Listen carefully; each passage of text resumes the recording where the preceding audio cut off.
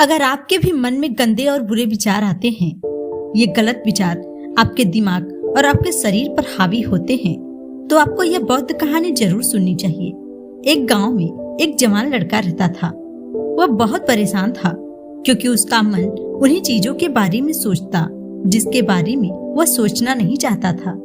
वह अपनी छोटी छोटी छड़ी खुशियों के लिए अपने दिन का सारा समय बर्बाद कर देता था और फिर बाद में वह अपनी इन आदतों पर पश्चाताप करता।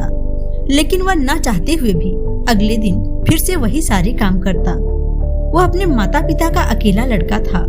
उसके माता पिता धीरे धीरे बूढ़े हो रहे थे और वह जवान, लेकिन वह चाहते हुए भी ऐसा कुछ नहीं कर पा रहा था जिससे उसके माता पिता को उस पर गर्व हो। वह यह भी अच्छी तरह से जानता था कि वह जो कर रहा है वह सब गलत है। इन कार्यों से उसकी जिंदगी बर्बाद हो जाएगी।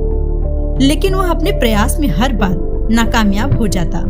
चाहकर भी वह खुद को बदल नहीं पा रहा था। वह अपनी समस्या को दूसरे लोगों से बताता। लोग उसे तरह तरह के सुझाव देते, लेकिन फिर भी कुछ भी बदलाव नहीं हो रहा था। अब तो उस लड़के को भी यह लगने लगा था कि उसके साथ कुछ भी अच्छा नहीं होगा और न ही कोई बदलाव आ पाएगा। एक दिन वह इन्हीं सब विचारों में खोया हुआ अपने गांव के एक तालाब के किनारे बैठा हुआ था।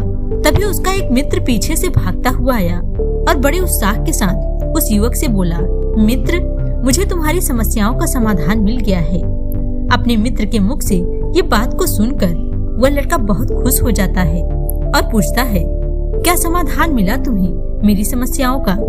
उसके मित्र ने कहा, ध्यान तुम्हारी सभी समस्याओं का समाधान है। लड़के ने कहा, ये ध्यान क्या होता है?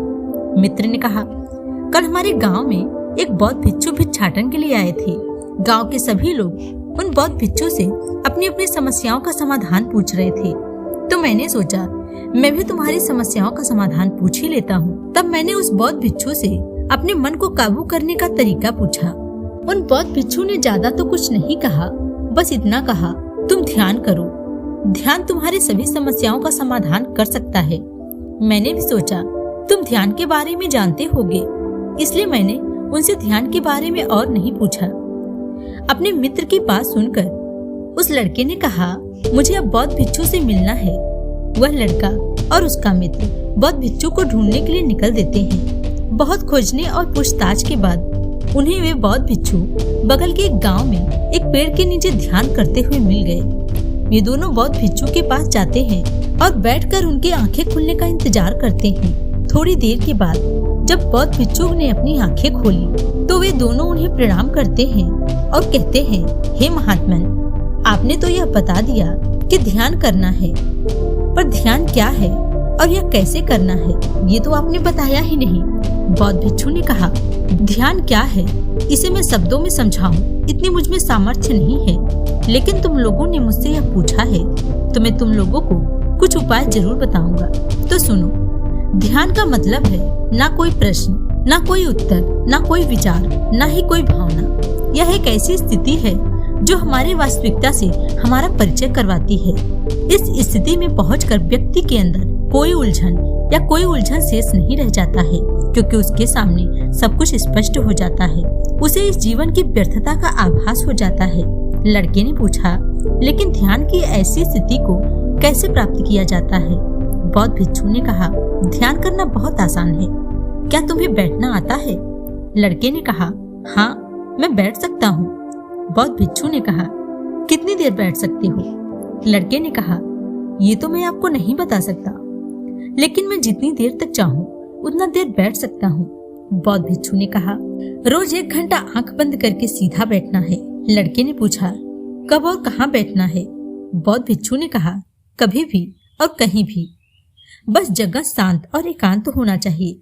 तब लड़के ने फिर से बौद्ध भिक्षु से कहा, मेरे मन के गंदे विचार और ये गंदे काम कब तक छूट जाएंगे?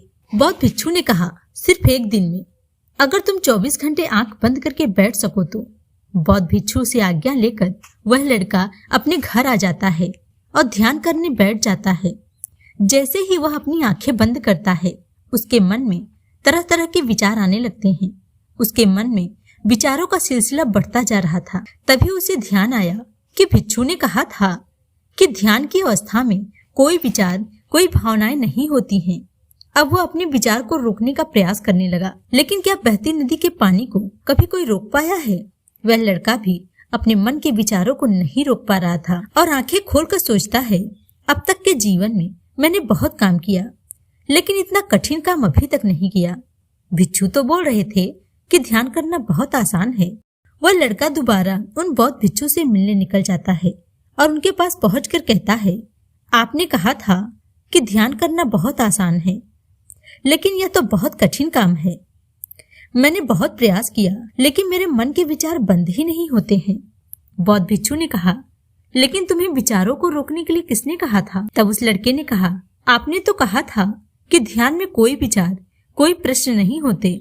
बौद्ध भिक्षु ने कहा, हमारे दिमाग में हर समय बहुत से विचार जन्म लेते हैं, लेकिन हमारा मन उनमें से किसी एक विचार को पकड़ लेता है और फिर उससे जुड़े विचारों के बारे में सोचता रहता है। इसी से हमारा मन विचारों में उलझ जाता है और हम यह भूल जाते हैं कि हम क्या कर रहे थे।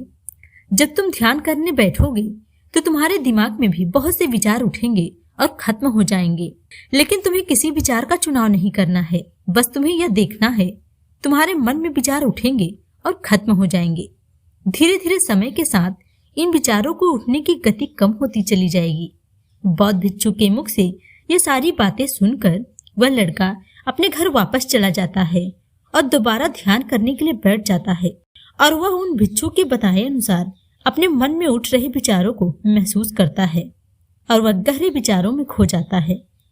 कुछ देर के बाद उसे यह ज्ञात होता है कि वह तो ध्यान कर रहा था।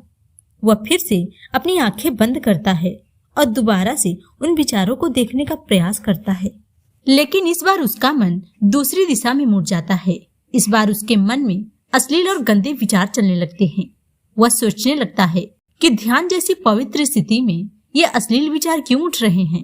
वह अपने मन में उठ रहे इन गंदे विचारों को रोकने का बहुत प्रयास करता है, लेकिन वह उन्हें रोक नहीं पाता है। अंत में वह उन विचारों से परेशान होकर ध्यान से उठकर सीधा उस बौद्ध भिक्षु के पास जाता है और कहता है, महात्मन, मैं जब भी आंखें बंद करता हूँ मेरे दिमाग में गंदे और अश्लील विचार क्यों आते हैं? बौद्ध भिक्षु ने कहा, कोई भी विचार अच्छा या बुरा नहीं होता है, इसलिए किसी भी विचार को बुरा समझकर उसे जबरदस्ती दबाने का प्रयास मत करो, क्योंकि हमारे द्वारा विचारों का विरोध उन्हें और भी ज्यादा शक्तिशाली बनाता है।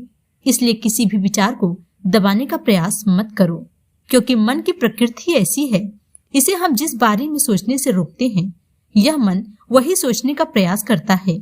इसलिए तुम्हारा विचारों को रोकने का प्रयास व्यर्थ है और जिन विचारों को तुम गंदे और अश्लील कह रहे हो वे विचार भी तुम्हारे जीवन का हिस्सा है। इंसानी जीवन को आगे बढ़ाने के लिए इन विचारों का उठना भी जरूरी है। एक बात हमेशा याद रखना कि जीवन में हम जिस चीज को भी अस्वीकार करते हैं हमारा मन उसी चीज में सबसे ज्यादा रस लेने लगता है। इसलिए हर चीज को तुम स्वीकारो, तभी तुम उससे मुक्त हो पाओगे। लेकिन इसका मतलब यह नहीं है कि तुम हर समय काम वासना के विचारों में डूबे रहो। तुम्हें यह समझना होगा कि काम हमारे जीवन का एक छोटा सा हिस्सा है, पूरा जीवन नहीं। तो जीवन के इस पहलू को स्वीकार करो और आगे बढ़ो, क्योंकि जीवन में इससे आगे भी बहुत कुछ जानने को है। लड़के ने कहा, लेकिन हमारा मन इतनी चालें क्यों चलता है? क्या हमारा मन हमारा शत्रु है? भिक्षु ने कहा, नहीं, मन हमारा शत्रु नहीं है, लेकिन वह उन्हीं चीजों का अनुभव करना चाहता है जिसमें इसे आनंद आए, आराम मिले। इसलिए जब हम कोई ऐसा कार्य करते हैं जिसमें हमें आनंद नहीं आता तो हमारा मन उस काम का विरोध करता है। बौद्ध भिक्षु ने आगे कहा, अगर तुम अपने मन से बुरे विचारों को खत्म करना चाहते हो तो अपनी आदतों को बदलो। आदतों को तुम तभी बदल सकते हो जब तुम्हारा मन तुम्हारे काबू में होगा, और तुम्हारा मन तुम्हारे काबू में तभी आएगा जब तुम खुद को जानोगे, खुद को समझोगे, जब तुम ध्यान करोगे। इतना कहकर बौद्ध भिक्षु मुस्कुराते हुए उस लड़के के सर पर अपना हाथ रख देते हैं। इसके बाद वे बौद्ध भिक्षु वहां से चले जाते हैं। वह लड़का बौद्ध भिक्षु को जाते हुए खड़े खड़े वहीं देखता रहता है।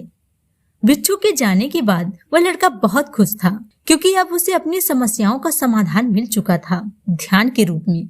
वह यह समझ चुका था कि कोई भी विचार अच्छा या बुरा नहीं होता है, विचार सिर्फ एक विचार होता है।